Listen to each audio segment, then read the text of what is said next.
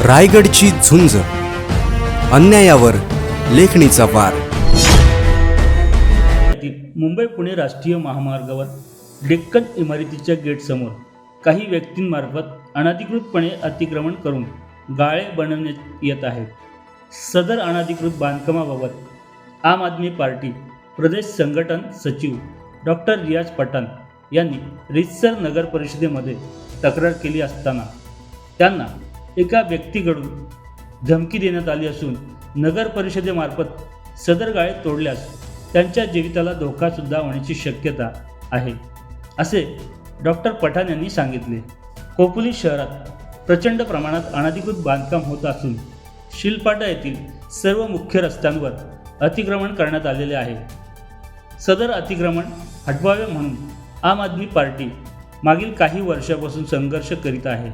जुने अतिक्रमण हटवले नाही, परंतु नवीन अनधिकृत बांधकाम तरी होऊ देऊ नये याकरता डॉक्टर पठाण यांनी नगर परिषदेकडे तक्रार केली असता उमरजी पटेल नगर येथील एका व्यक्तीने डॉक्टर पठाण यांना फोन करून धमकी दिली आहे। सदर व्यक्तीच्या विरोधात पोलीस ठाण्यामध्ये तक्रार दाखल केली आहे व अशा कोणत्याही धमक्यांना आम्ही भीक घालणार नाही। तसेच शहरात कुठेही अतिक्रमण व अनधिकृत बांधकाम होत असेल तिथे आम्ही नक्कीच आवाज उठवणार, असे डॉक्टर पठाण यांनी सांगितले आहे। नमस्कार मित्रांनो, खोपोली शिवफाटा येथील अतिक्रमण हटवण्याबाबत मी नगर परिषदेमध्ये पत्रव्यवहार केला असता काही व्यक्तींमार्फत मला धमकी देण्यात आलेली आहे। आपण आमच्या कामामध्ये अडथळा आणू नये, तुम्ही कोण होता याच्याबद्दल आवाज उठवणारे, तुम्ही तुमच्या परिवाराकडे लक्ष द्या, असे मला फोनवरून धमक्या आलेल्या आहेत।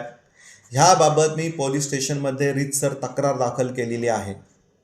खोपोलीमध्ये वातावरण गरम आहे आम्हाला माहीत आहे, परंतु जे अतिक्रमण वाढत चाललेले आहे ते कुठेतरी नगर परिषदेने थांबवावे यासाठी आम्ही नगर परिषदेकडे पत्रव्यवहार करत आहेत। नगर परिषदेला आम्ही ह्याबाबत तक्रार दाखल केलेली आहे, परंतु सदर व्यक्ती आम्हाला परस्पर फोन करून अशा धमके कशी देऊ शकतात।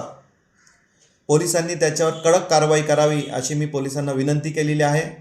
त्याचबरोबर नगर परिषदेला माझी विनंती आहे का आपण जुने अतिक्रमण तर अजूनपर्यंत काढलेले नाही आहे, परंतु नवीन अतिक्रमण होता कामा नये, त्यासाठी आपण त्वरित उपाययोजना करावे, अन्यथा आम्हाला नगर परिषदेसमोर पुन्हा एकदा उपोषणाला बसावे लागेल। जय हिंद, जय महाराष्ट्र मित्र।